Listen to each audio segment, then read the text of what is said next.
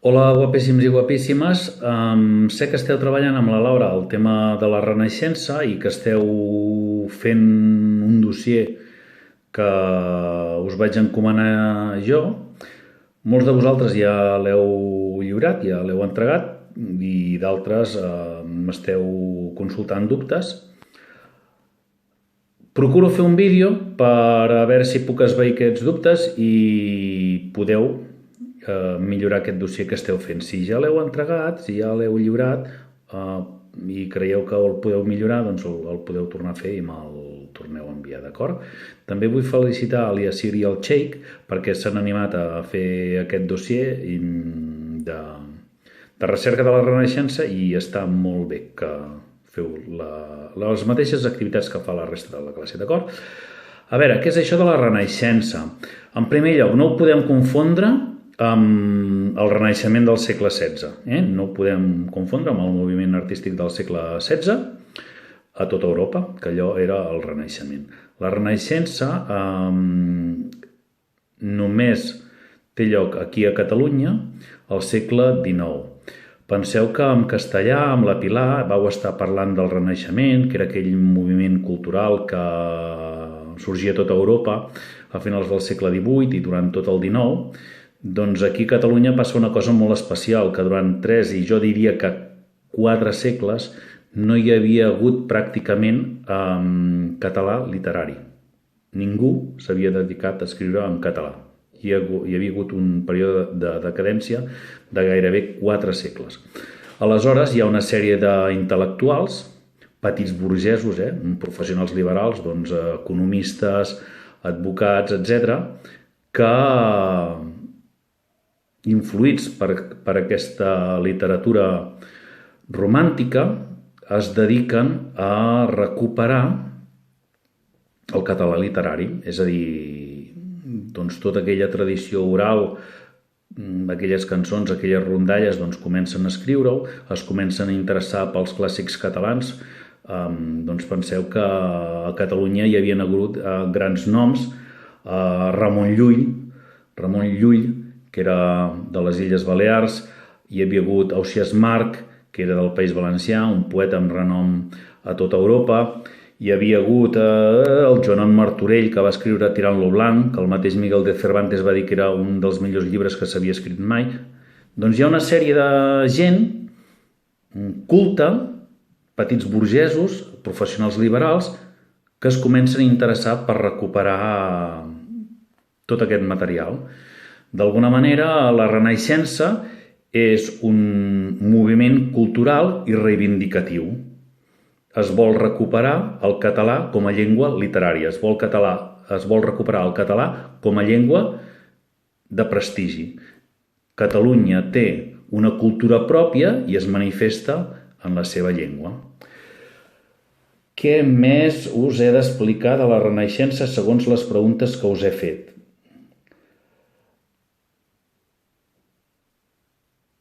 Quan comença la Renaixença? Tot i que abans ja hi havia hagut una sèrie de gent interessada en recuperar la literatura catalana antiga, gent com Milà i Fontanals, etc., diem que la Renaixença comença el 1833, quan hi ha un senyor que es diu Bonaventura Carles Aribau, publica una oda, publica una poesia en un diari que es deia El Vapor. I aquesta poesia es diu La Pàtria. Bonaventura Carles Aribau era un economista que vivia a Madrid i escriu un poema que es diu La Pàtria, explicant bàsicament que s'enyora de Catalunya i que enyora el català. D'acord? 1833 és la data d'inici de la Renaixença. Què eren els Jocs Florals? Sí, d'acord que hi havia tradicions anteriors, m'heu parlat de Roma, hi havia Jocs Florals a l'edat mitjana. Els Jocs Florals eren un certamen literari i en concret un certamen poètic. D'acord? Van començar a celebrar-se a Barcelona el 1859, a veure, de la mà de gent com Antoni de Bofarull o Víctor Balaguer. D'acord? Eren uns Jocs Florals, un certamen literari una mica carrincló. passat de moda, perquè venia del segle XIV.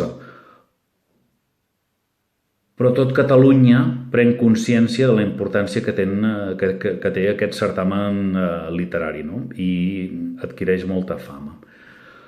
Hi havia 3 categories bàsiques, que una era la poesia amorosa, l'altra era la poesia patriòtica i l'altra era la poesia religiosa. I hi havia, doncs, 3 grans premis. A veure, que ho tinc apuntat aquí, que això ho hauríeu d'estar buscant vosaltres. Qui guanyava la poesia amorosa rebia una insígnia, que era una flor natural. Qui guanyava la poesia patriòtica rebia l'englantina d'or. I qui guanyava el poema religiós rebia la viola d'or i d'argent. Veieu? O sigui, els 3 grans premis eren insígnies de flors. Per això n'hi diem els Jocs Florals. Quan s'acaba la Renaixença? Quan Àngel Guimerà guanya els Jocs Florals en les seves 3 categories: amorosa, patriòtica i religiosa. Això passa el 1877. Per tant, del 1833 al 1877. Quan un poeta guanya els Premis Florals en les 3 categories, se'l nomena mestre en gai saber. Mestre en gai saber vol dir que ha guanyat els Jocs Florals en les seves 3 categories. A veure, i 3 anys després seria Jacint Verdaguer. Perdoneu, 1877, Àngel Guimerà guanya en les 3 categories i per tant és declarat mestre en gai saber. Però Jacint Verdaguer també rep un premi extraordinari per la seva poesia o pel seu gran llibre de poesia, l'Antàrtida. Jacint Verdaguer, al qual també li diem mossèn Cinto, perquè era mossèn, el 1880 guanya els Jocs Florals també en les seves 3 categories i per tant també és un altre mestre en gai saber.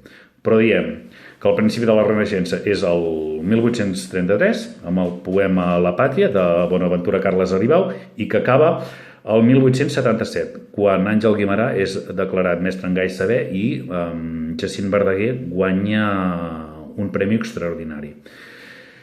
D'un certamen literari com els Jocs Florals en van sortir aquests 2 grans noms. Àngel Guimerà, que va fer poesia i sobretot destaca com a dramaturg, com a escriptor d'obres de teatre. I quan dic que destaca, vol dir que destaca a Europa, no només a Catalunya. A Jacint Verdaguer li passa el mateix. És un gran poeta amb renom internacional. I un tercer nom és Narcís Oller, que més aviat es dedicarà a la novel·la. I aquests potser són els 3 més grans noms dels escriptors de finals del segle XIX i principis del XX en català. El fet que el català no s'utilitzés com a llengua literària no vol dir que el català s'hagués perdut. La gent seguia parlant en català. Es produïa un fenomen que n'hi diem diglòssia. Una llengua és vàlida per determinades coses, per parlar, i no és vàlida com a llengua culta, com a llengua de cultura, com a llengua literària. Al català li va passar això durant 3 o 4 segles. La gent parlava català, però no s'escrivia català, no s'escrivia literatura en català, o ben poc. A veure, què més, quines preguntes més us he fet? Sí, a veure si entre la llista de mestres en gai saber us sona algun altre nom i ja me'l direu. On se celebraven els Jocs Florals? Se celebraven a Barcelona. D'acord? Des del 1859 es van tornar a celebrar a Barcelona. El que passa que arrel d'aquells Jocs Florals de Barcelona la gent va prendre molta consciència de la importància de la recuperació de la llengua, del català com a llengua de cultura i com a llengua literària.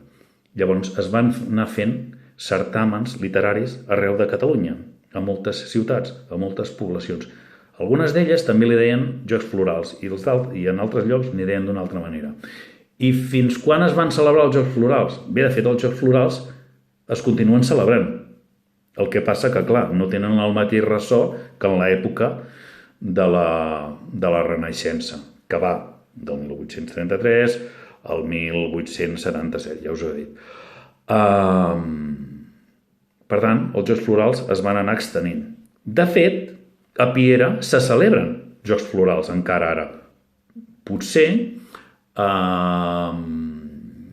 vosaltres hi heu participat, perquè em sembla que l'Ajuntament de Piera convoca els Jocs Florals tant en prosa com en poesia pels alumnes de primer i segon d'ESO de tot el municipi. No sé si vosaltres hi heu participat, suposo que sí. Els alumnes meus del Guinovar de l'any passat hi van participar. I de fet, un va ser finalista en prosa i un altre va ser finalista en poesia i no, al final no sé com va acabar, però allà estaven. Jo diria que ja ho hem explicat tot de la Renaixença, dels Jocs Florals, de que comença amb Bonaventura Carles Aribau amb l'Oda La Pàtria, que acaba quan Àngel Guimerà és declarat mestre en gai saber perquè guanyen les 3 categories dels Jocs Florals, i tot això és la Renaixença, la recuperació del català com a llengua culta, com a llengua literària. Què més us he preguntat? Anem més endavant. Sí, Maricel. Això és importantíssim. Maricel es va estrenar al Teatre Romea el 7 de febrer del 1888. Què és importantíssim? Imagineu-vos que en aquella època, a finals del segle XIX, la majoria de la població no sabia ni llegir ni escriure. Era analfabeta. Per tant, el fet de tenir un dramaturg com Àngel Guimerà, com Pitarra, que fessin obres de teatre, va tornar a popularitzar el teatre en català. I era... Clar, potser no tothom tenia... Potser la gent que no sabia ni llegir ni escriure, que era analfabeta, potser... Segur, eren obrers, eren treballadors, eren de classe molt humil, segur que no tenien capacitat econòmica per anar al Romea. Però sí que es va anar extenent per tot arreu el teatre d'aficionats. Per tant, el teatre era una forma d'accedir a la cultura d'aquella gent que no sabia ni llegir ni escriure. D'acord? Per tant, recuperar el teatre té la seva importància, dona accés a la cultura a molta gent. D'acord? I a més, clar, no hi havia hagut teatre en català. Per tant, si no arriba a ser per gent com Pitarra, com Àngel Guimerà, etc., només hi hauria el teatre religiós que ens venia de la tradició antiga. Només veuríem els pastorets quan s'apropa Nadal, o només veuríem la Passió de Crist quan s'acosta la Setmana Santa, etc. Ara, a partir de la Renaixença, tenim una gent que es dedica a escriure obres de teatre. Torna a popularitzar el teatre a tot arreu, es creen petites companyies de teatre amateur, de teatre d'aficionats, i això es va estenent per tota Catalunya, d'acord? Per tant, el teatre té la seva importància. La Maricel, 1888, però està ambientada en l'expulsió dels moriscos. I us preguntava qui eren els moriscos. Els moriscos eren els descendents de musulmans que els havien obligat a convertir-se al cristianisme. I si no es convertien al cristianisme, els feien fora. Els obligaven a anar a l'exili. Al final de l'edat mitjana, quan ja s'havien casat els reis catòlics, la Isabel de Castella i Ferran de la corona catalano-aragonesa, els que anomenem els reis catòlics, doncs van ser qui van expulsar els musulmans, i segles després es van expulsar els moriscos, aquells descendents de musulmans que, si no s'havien convertit, doncs els feien fora. Primer els van fer fora de Castella i anys més endavant doncs, els que havien quedat a la corona catalano-aragonesa. D'acord? I, per tant, l'obra aquesta de Maricel, ambientada del 1888, està ambientada temps abans, quan es van expulsar els últims moriscos. D'acord? És una obra de teatre. Tota aquesta obra de teatre Maricel succeeix d'un vaixell, és una tragèdia romàntica, ja us podeu imaginar que si és tragèdia molt bé no acabarà, ja us podeu imaginar que si és romàntica hi ha una història de sentiments, una història d'amor, etc. Ho anirem explicant, perquè penseu que, clar, això està escrit fa vora 140 anys, és en català antic, és feixuc. L'any passat els alumnes de quart em rondinaven molt amb Maricel, però és que s'ha de fer. S'ha de fer perquè és Àngel Guimerà, perquè va ser Àngel Guimerà en la Renaixença, per tota la proliferació del teatre en aquella època, etc. És dur, és feixuc, és català antic, però ho hem de fer. La Laura us ajudarà i jo us ajudaré. I hi haurà coses que costaran d'entendre, però us les anirem explicant. D'acord, m'heu d'escriure una biografia de l'Àngel Guimerà. A veure, Àngel Guimerà, pare català i mare canària. Va néixer a les Illes Canàries i va ser els 7, on hi va passar la infantesa, i va ser els 7 anys que la família es va traslladar a viure al Vendrell. Per tant, ell viu com, al llarg d'alguns anys de la seva vida, viu com un procés d'aquesta doble cultura, no? Ell arriba aquí a Catalunya, on es parla català, ell no coneixia res d'aquesta cultura i aquesta cultura el comença a fascinar. I Àngel Guimerà acaba escrivint poesia, teatre, és periodista, és polític catalanista, però quan dic polític catalanista vol dir catalanista en aquest moment vol dir que defensa la cultura catalana, que defensa el català, etc. No confondre-ho amb un catalanista d'ara o amb un independentista d'ara, que tot això en aquella època no existia ni de lluny, no? Per tant, neix i passa la petita infantesa a les Canàries i ve a Catalunya als 7 anys, al Vendrell. Al Vendrell li tenen un museu, el Museu d'Àngel Guimerà, i a partir d'aquí es fascina per la cultura catalana i comença a escriure, etc. D'acord? Periodista, escriptor, polític, etc. Ja ho buscareu. Quines són les obres més famoses d'Àngel Guimerà? Home, Maricel. Maricel, que a més torna a tenir vigència o ha tornat a tenir vigència d'ençà del centenari de l'obra, perquè a finals dels anys 80, quan va fer 100 anys de Maricel, hi va haver un intel·lectual que es diu Xavier Bru de Sala, que va fer una readaptació del text i ho van interpretar un grup de teatre, una companyia de teatre catalana molt important que es diu Degoll de Gom, un macroespectacle molt gran, i a partir d'aquí torna a créixer l'interès per aquesta obra, per Àngel Guimerà, etc. Ara a TV3 estan fent un programa que es diu El Llop. El llop, he matat el llop, no? El Manelí. Són un grup d'actors aficionats que fan teatre aficionats i passen un càsting fins a arribar als 11 que acabaran representant una obra de teatre, que és Terra Baixa, que és una de les obres de teatre famosíssimes també d'Àngel Guimerà. A mi em va tocar llegir-la quan tenia la vostra edat. A més, en aquella època no llegíem a l'institut, llegíem a casa, amb la qual cosa no teníem explicacions, no me'n vaig assabentar de res. Doncs aquest programa de TV3 és tot el procés de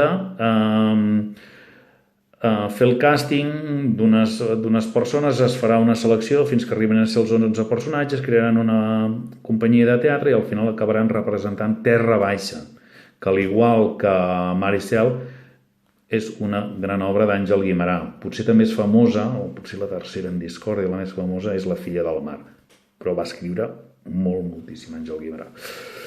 I què més? Jo diria que amb això ja teniu per completar el dossier i espero que us hagi quedat més clar tots aquells dubtes que m'esteu preguntant. Renaixença, un període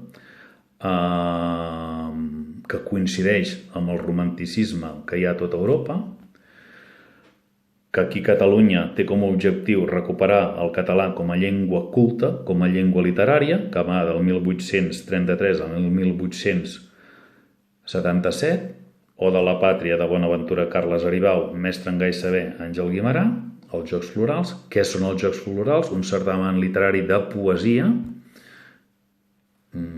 Bé, crec que us ho he dit tot. Ara, si m'animo més, us faré un petit vídeo explicant per què necessitàvem recuperar el català, què va passar en aquests 3 o 4 segles de decadència. Bé, ja torno a ser aquí, us ho he explicat tot de la Renaixença, però us he d'explicar per què necessitem una renaixença a Catalunya, per què necessitem un renéixer del català culte i literari. Perquè abans hi ha hagut una decadència de 3 segles i jo diria que 4, perquè els antecedents comencen abans. I la decadència cultural s'explica per 3 motius. Primer, per una causa política. Penseu que en aquella principis del XV, d'acord? Ens situem a principis del segle XV. Penseu que, per una banda, el que ara és la península Ibèrica, hi havia 2 grans regnes, el regne de Navarra, però Portugal, però 2 grans regnes, el regne de Castella i el regne de Catalunya i Aragó. La corona catalano-aragonesa. Va ser el 1410 que mor Martí l'Humà. Martí l'Humà va ser l'últim rei de dinastia barcelonina, de dinastia catalana. Què passa? Que al no haver-hi rei català, perquè Martí l'Humà no va tenir descendència, s'ha de buscar un rei que en aquest cas serà de la dinastia Trastàmara, de la casa Trastàmara, de Castella. I doncs ve a fer de rei de la corona catalano-aragonesa Ferran d'Antequera. Què passa? Que qui tenia la cultura llavors, la noblesa, els aristòcrates, fins i tot el clergat, òbviament, s'han de castellanitzar per poder udolar el nou rei o a la nova dinastia, per poder ensabonar-lo, per poder fer-li la pilota, han de començar a parlar en castellà, cosa que fins ara no havien fet. D'acord? Ja tenim una causa política. A part de la Guerra Civil, que també es produeix a la segona meitat del segle XV. Guerra Civil catalana. D'acord? Causes econòmiques. Penseu que al final de l'edat mitjana Catalunya era una potència internacional, era molt forta comercialment a la mar Mediterrània. D'acord? Era una potència en el món que coneixíem llavors. Penseu que llavors des d'aquí no coneixíem Amèrica. Què va passar? Que el comerç a la mar Mediterrània es va haver d'aturar per la pirateria turca. Els turcs es fan forts a la mar Mediterrània i comencen a piratejar, amb la qual cosa el mar Mediterrani queda anul·lat.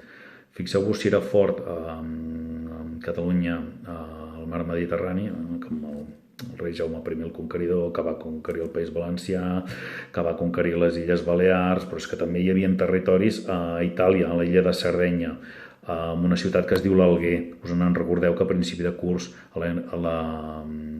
l'avaluació inicial vam fer una comprensió lectora que dèiem que hi havia una ciutat de l'illa de Sardenya i Itàlia que parlaven en català, la gent gran, a l'Alguer, doncs això. Però és que a més els territoris de Catalunya o la corona catalana aragonesa arribaven fins a Grècia. Les ciutats d'Atenes i de Neopàtria d'alguna manera també eren part de la corona catalana aragonesa. D'acord? Tot això se'n va en orris.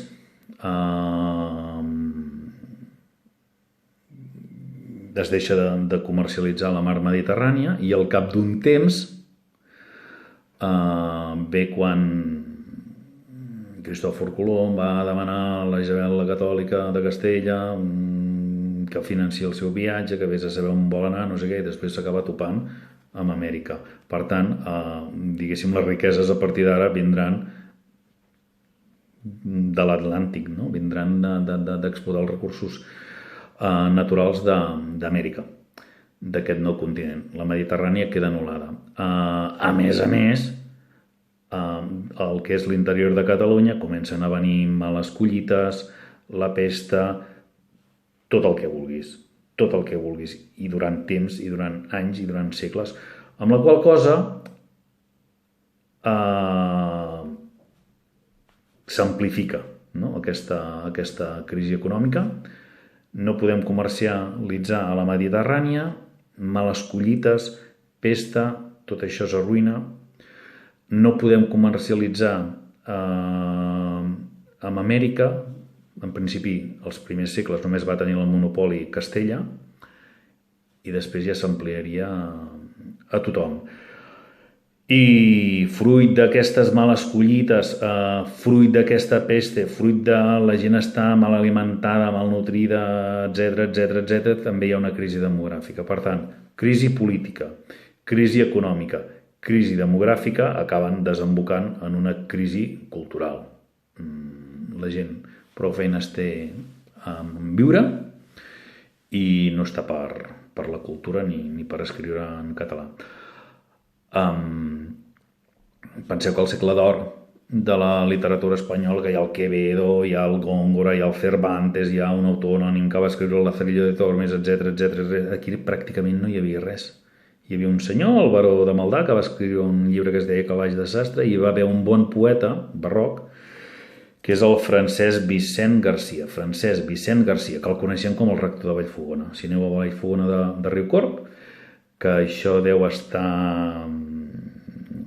a la Conca de Barberà, a la comarca de la Conca de Barberà, veureu que tots els carrers hi ha petits poemes del rector de Vallfogona, que dins el que cap era contemporani amb Cervantes i feia bona poesia, el que passa que una mica picant, una mica escatològica, etc. I en l'actualitat succeeix el mateix, és a dir, penseu que tot el que és cultura depèn molt de l'economia. Si hi ha una crisi econòmica, totes les empreses culturals se'n van a Norris, o moltes d'elles. Penseu que si la Generalitat de Catalunya té uns pressupostos que fan pena, TV3 farà pena, es deixarà de retransmetre els partits del Barça en català, no hi haurà un club infantil juvenil com el Club Super 3 que tingui bons dibuixos animats, no es faran sèries en català, no es fa res, si no hi ha diners no hi ha mecenes que financin els seus artistes preferits, etc. Per tant, en el període de la decadència va passar el mateix. El desastre econòmic que hi havia a Catalunya era monumental, no estaven per culturetes. D'acord, aquesta segona part no té res a veure amb les preguntes que heu de respondre, però crec que ho havíeu de saber. Diguéssim que és una segona part només per masoques, no? Per masoquistes que m'han volgut escoltar una estona més, d'acord? Espero que ens veiem aviat. En principi ja m'havia de reincorporar la setmana que ve, però encara no ho serà. El que passa que jo ja tinc ganes de tornar-vos a veure, d'acord? Vinga, a reveure aviat.